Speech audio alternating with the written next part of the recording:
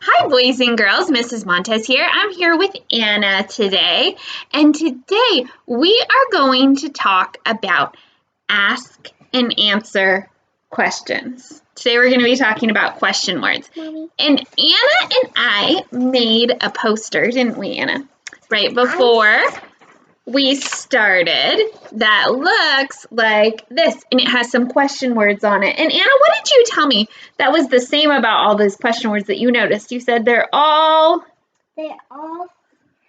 start with W. they're all W words, aren't they? You're exactly right.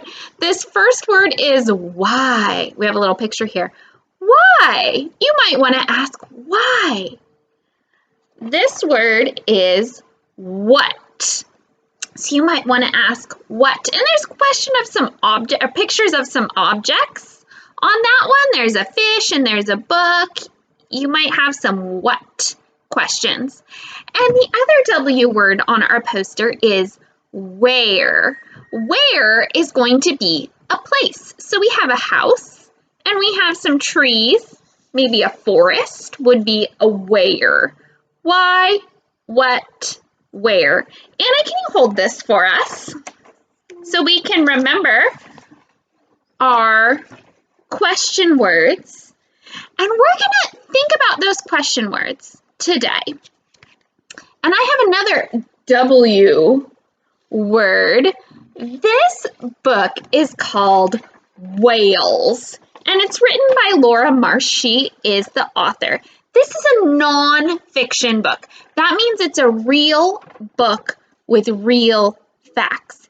And readers ask themselves questions about what they're reading. So if I know that this is going to be a non-fiction, a real book about whales, I might want to ask myself some of these W questions. I might ask the question, what? Maybe I want to ask a what question. And I might think, what do whales like to eat?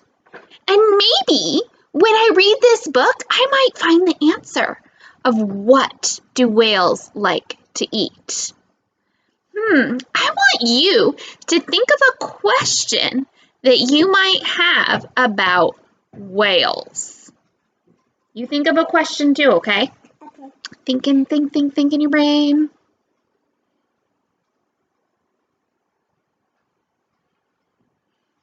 Do you have a question, Anna? Can you think of a question you might have about whales?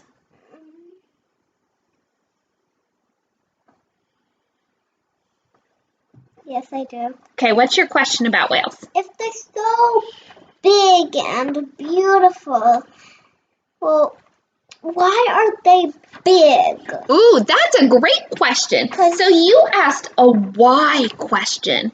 Why are whales so big? Ooh, great question. I asked, what do they eat? Maybe you asked a where question. Maybe you asked, where do whales live? Or you might have asked another question.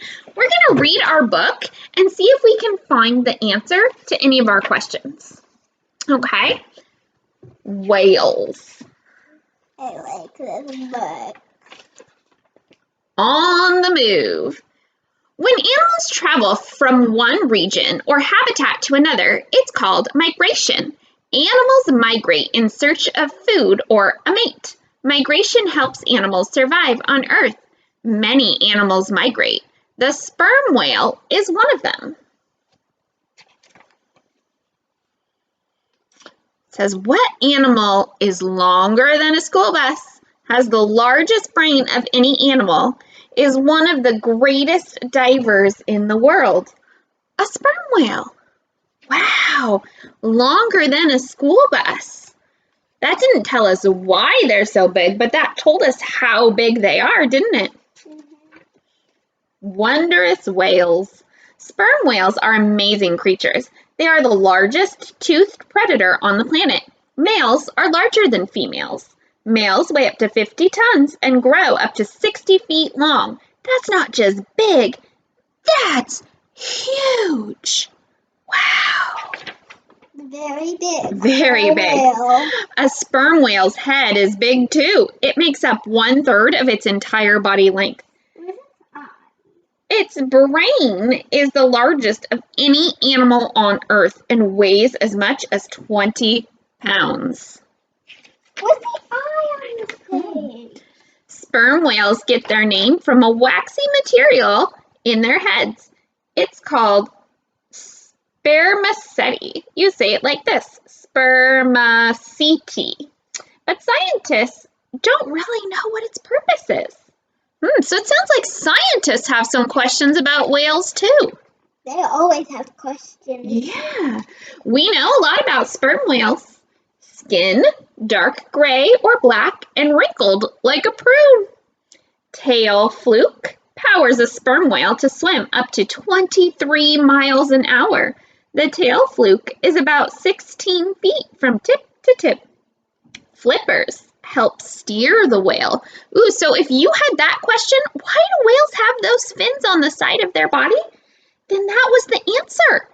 Help them steer.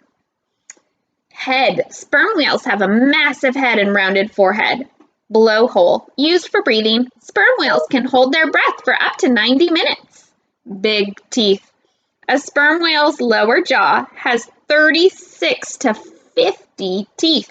Its upper jaw is toothless.